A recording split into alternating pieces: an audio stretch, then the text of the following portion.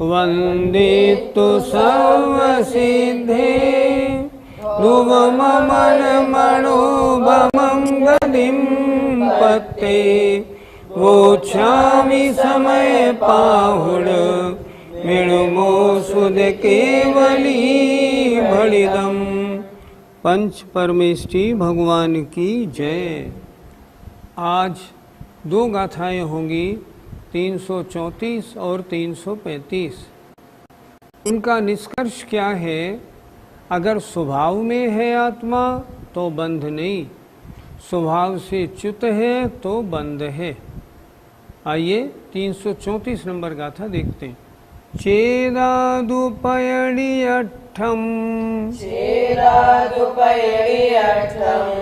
उपज्जति विणस्सदि पयणि विच्छेदयठम उपज्जति विणस्सदि। बोलो। चेदादुपयणियठम उपज्जति विणस्सदि पयणि विच्छेदयठम उपज्जति विणस्सदि। चेदा आत्मा तो पैणियठम ज्ञानावरणादि प्रकृतियों के कारण उपज्जति उत्पन्न होती है, विणस्सदि नाश को प्राप्त होती है। पैणीवी प्रकृतियां भी चेदयठम आत्मा के लिए उपज्जति उत्पन्न होती है, विणस्सदि नाश को प्राप्त होती है। बहुत स्पष्ट बात हो रही है। आत्मा में जन्म मरण क्यों हो रहा है? ये ज्ञानावरण आदि के कारण। प्रकृतियों में क्यों हो रहा है? ये आत्मा के परिणमन के कारण। देखिए जरा दोबारा। चेदा आत्मा तो परिण्यठम ज्ञानावरणादि प्रकृतियों के कारण उत्पन्न होती है, नाश को प्राप्त होती है, नई नई पर्यायों को प्राप्त करती है।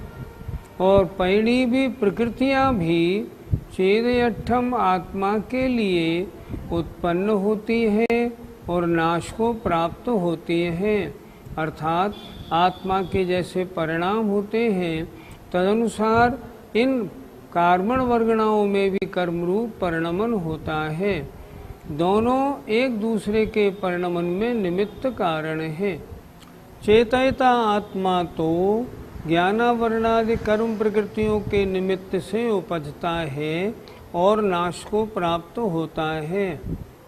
प्रकृति भी इस चेतने वाले आत्मा के लिए उपजती है और नाश को प्राप्त होती है।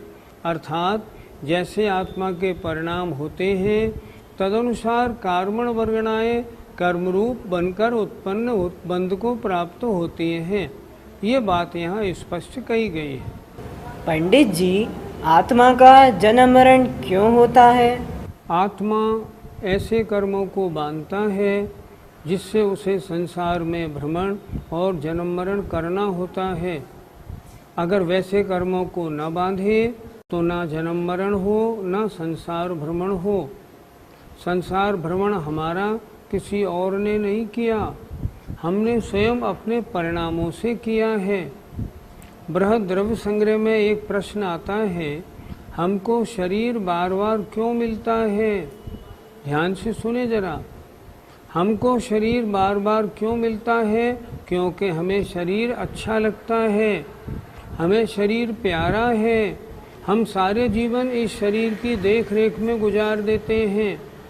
हमें शरीर प्यारा है इसलिए शरीर हमें बार बार मिलता है। संसार में हमारा जन्म मरण हमारी गलतियों से है। कर्म क्यों बंधते हैं आत्मा से? हमारी अपनी गलती से बनते हैं। जन्म मरण संसार में क्यों हो रहा है? हमारी अपनी गलती से हो रहा है। पर हम भी इतने मजबूत हैं, हमारी गलती ग्रंथकार आचार्य देव मुनि महाराज अपने उपदेशों में अच्छी तरह से बताते हैं कि हम अपने में सुधार करें, पर हम अपने में सुधार नहीं करते। कर्मबंध के कारणों से अगर हम दूर हो जाएं तो कर्मबंध नहीं हो, और जब कर्मबंध नहीं हो तो संसार भी नहीं होगा। इसलिए जितना भी जन्म मरण है आत्मा का हमारी अपनी गलती से है, अन्य किसी का कार्य नहीं। पंडित जी, फिर आत्मा ऐसी गलती करता ही क्यों है? गलती करना आत्मा का स्वभाव नहीं। आत्मा अपने स्वभाव से गलती नहीं करता, पर जब पहले बंधे हुए कर्म उदय में आते हैं और अपना फल देते हैं तो वे आत्मा में उस तरह का परिणमन कराते हैं, और आत्मा उस रूप परिणमन करके नवीन कर्मों को बांधने वाला बन जाता है। गलती तो आत्मा की है। आत्मा ने ऐसे कर्मों का बंध क्यों किया जो उदय में आए और आत्मा में पुनः राग द्वेष उत्पन्न करें? इसीलिए तो कहते हैं अब भी गनीमत क्या है, अब भी कर्म उदय में यदि हम समता परिणामी बने रहें तो नवीन कर्मों का बंध नहीं होगा। कभी सांसारिक दुख मिलते हैं, हम विचलित हो जाते हैं। घर में किसी की डेथ हो गई, हम तड़फने लगते हैं, रोते हैं, बिलबिलाते हैं। इससे असाता वेदनी कर्म को और बांधते हैं। जब वो उदय में आता है तब सांसारिक दुख के कारण पुनः प्राप्त होते हैं। गलती तो हमारी है। कर्म के उदय में ज्ञानी क्या करता है? कर्म के उदय में ज्ञानी विवेक नहीं खोता। कहते हैं ना, ज्ञाता दृष्टा बने रहो। अर्थात कर्म का जो उदय है उसको जानने देखने वाले बने रहो, उसके अनुसार रागी द्वेषी सुखी दुखी मत बनो। अगर ऐसा हो जाए फिर सारे काम ठीक हो जाएं।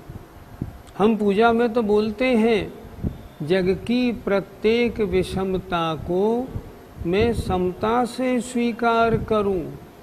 भगवान, संसार में विषमताएं भरी हुई हैं, संसार में विरोधी बातें भरी हुई हैं। जब कर्म के उदय से मुझे दुख सामग्री मिले तो क्या करूं? मैं समता परिणाम धारण करूं। लेकिन जब परीक्षा का टाइम आता है हम भूल जाते हैं, हम बिलबिलाने लगते हैं, हम उस बात को भूल जाते, हम चिंतन क्या करते हैं? ऐसा नहीं।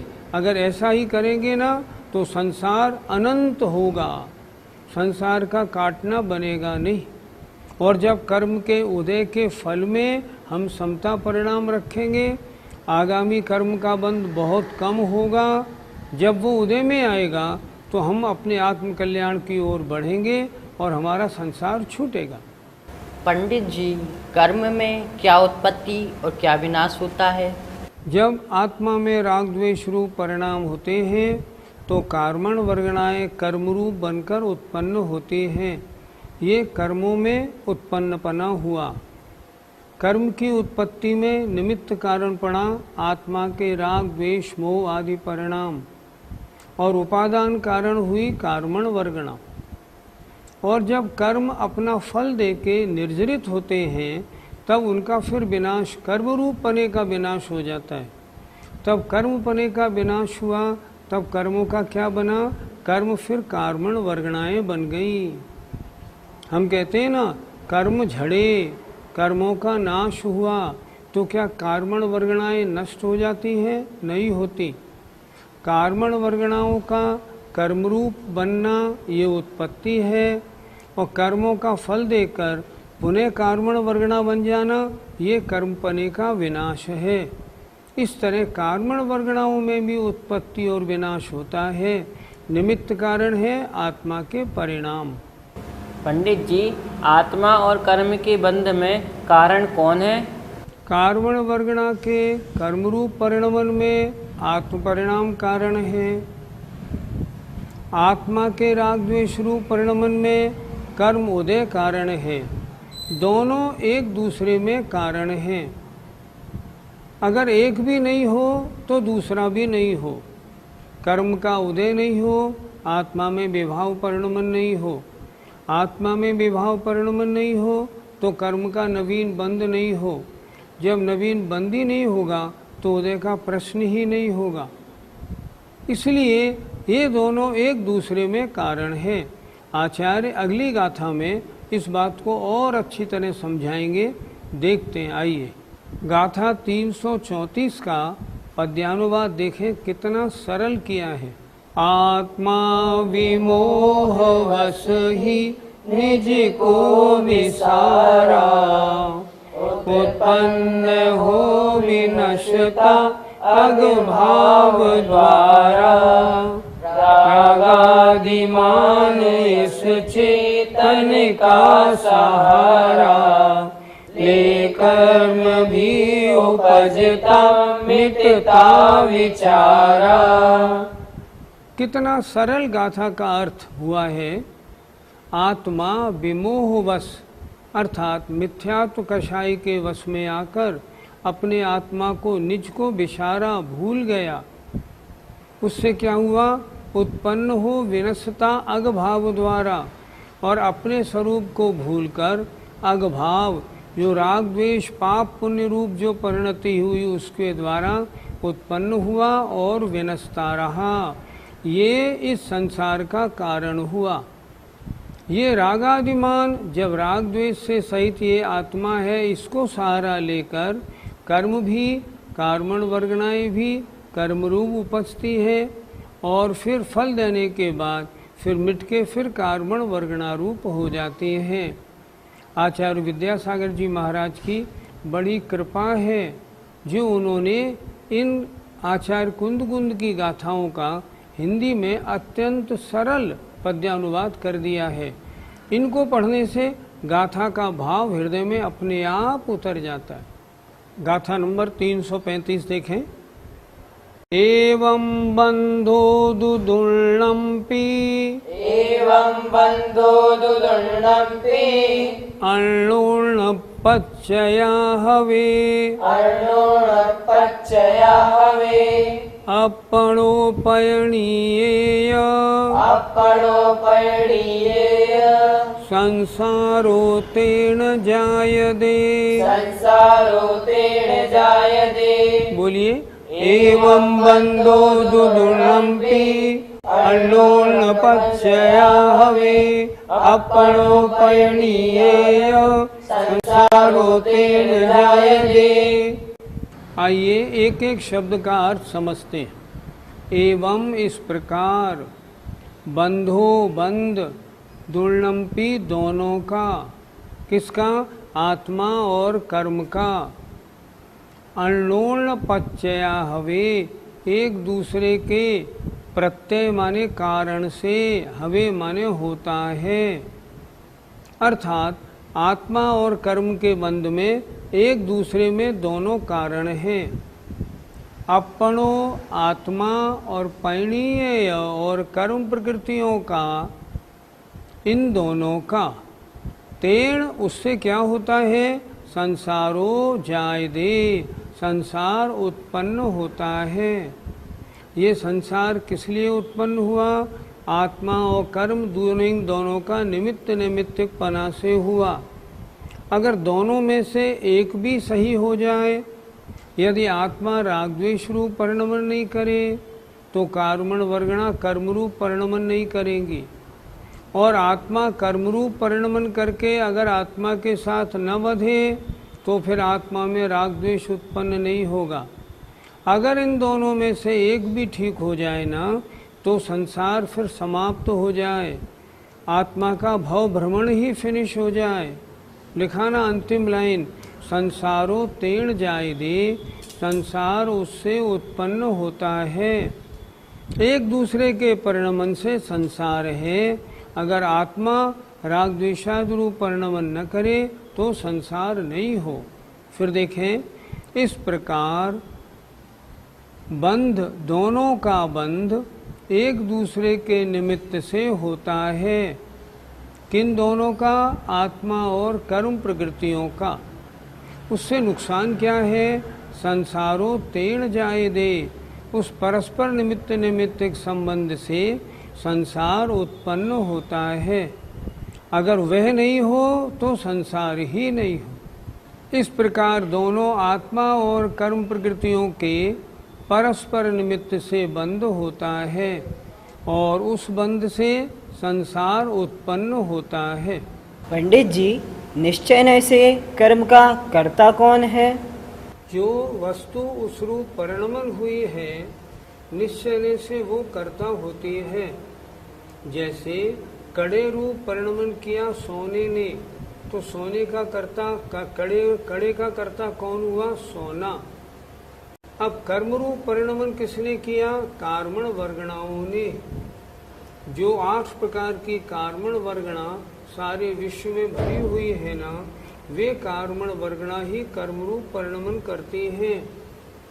तो कर्म का उपादान करता कौन हुआ? कार्मण वर्गणा। कार्मण वर्गणा ही आत्मा के परिणाम के निमित्त से कर्म रूप परिणमित हुई, इसलिए उपादान करता कार्मण वर्गणा। पंडित जी, क्या कार्मण वर्गणा एक ही प्रकार की होती हैं या अन्य प्रकार की? पुद्गल की 23 प्रकार की वर्गणाएं होती हैं। वर्गणा किसे कहते हैं? वर्ग माने होता है परमाणु, और समान स्वभाव वाले जब परमाणु जुड़ जाते हैं तो बनती है एक वर्गणा। तो ऐसे पुद्गल के परमाणु जो कर्मरूप परिणमन की योग्यता रखते हैं, जब वो जुड़ जाते हैं तब बनती है कार्मण वर्गणा। ये कार्मण वर्गणा कहाँ कहाँ पे है? तीनों लोकों में ठसाठस भरी है।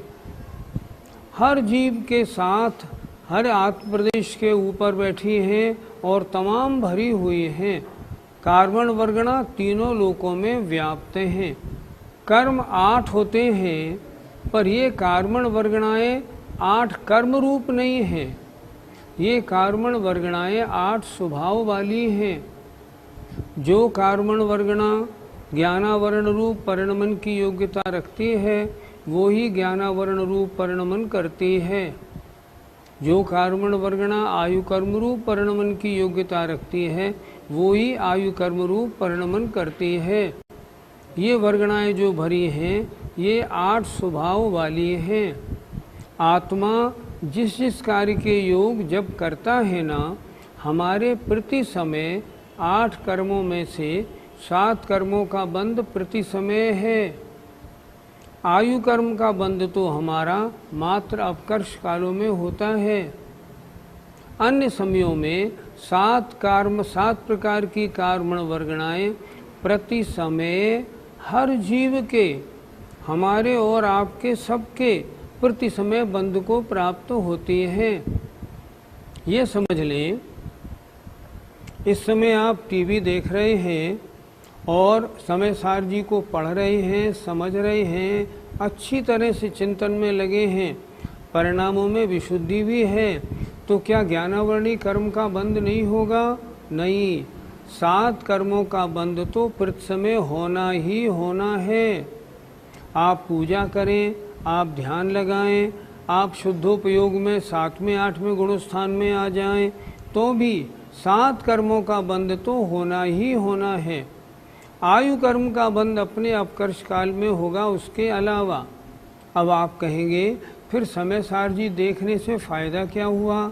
फ़ायदा ये हुआ, इस समय जो ज्ञानावरणी कर्म आपके बंधेगा ना, उसका स्थिति अनुभाग बहुत कम होगा, और जब वो उदय में आएगा तब आपका ज्ञान बहुत प्रसारित होगा। आप ज्ञानी बनेंगे और वह ज्ञान आपके आत्म कल्याण में सहकारी होगा।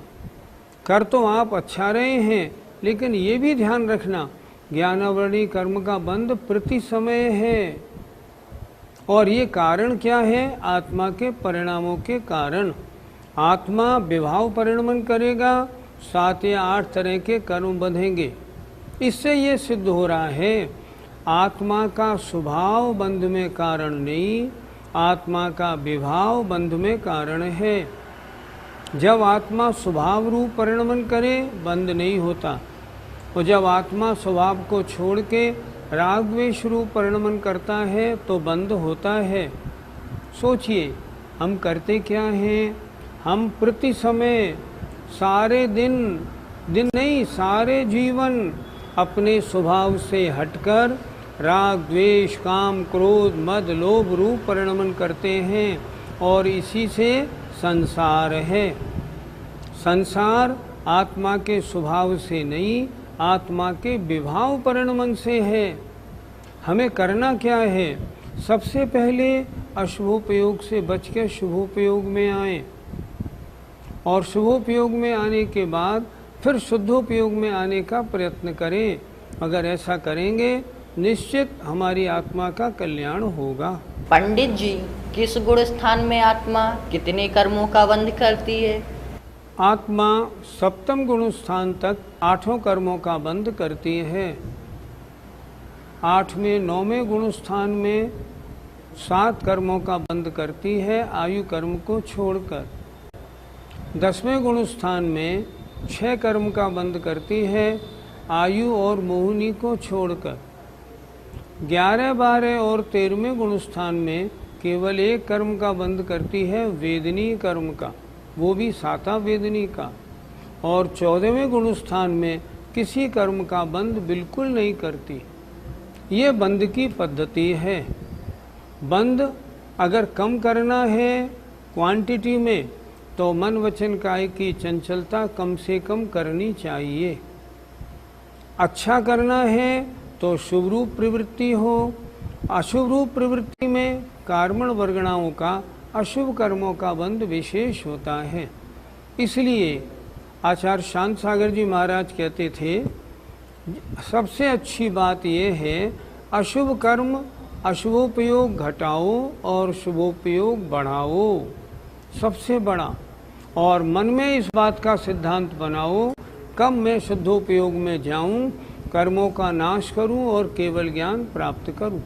पंडित जी, आज की दोनों गाथाओं का निष्कर्ष क्या है?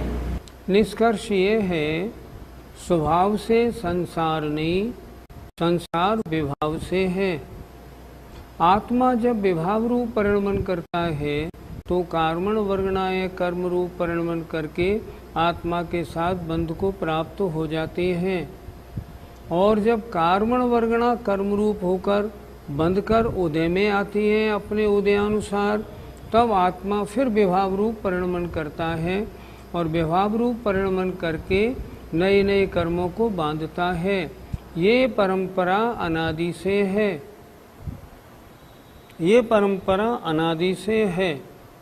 अब प्रश्न ये है, यदि ऐसा है तो संसार से छुट्टी कैसे मिलेगी? नए कर्म पुराने कर्म उदय में आएंगे, उनके उदय में हम नवीन कर्म बांधेंगे, और नवीन कर्म जो बांधेंगे वो फिर जाएंगे और फिर उदय में आएंगे। ये तो एक संसार का चक्र हो गया।